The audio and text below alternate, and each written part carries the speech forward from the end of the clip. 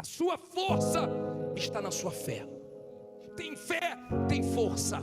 Força para lutar, para trabalhar, para fazer frente com os problemas. Tem força, porque crê que esse Deus não vai falhar com você.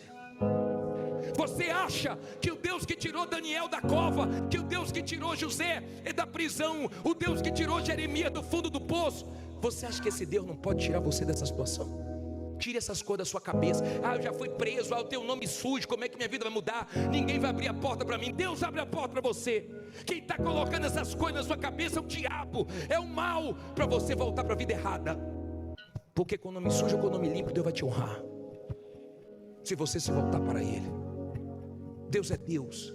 Deus não é pequeno, Deus não é do seu tamanho, nem um pouquinho maior do que você. Deus é grande, Deus é poderoso e já fez coisas extraordinárias no passado e continua fazendo no dia de hoje.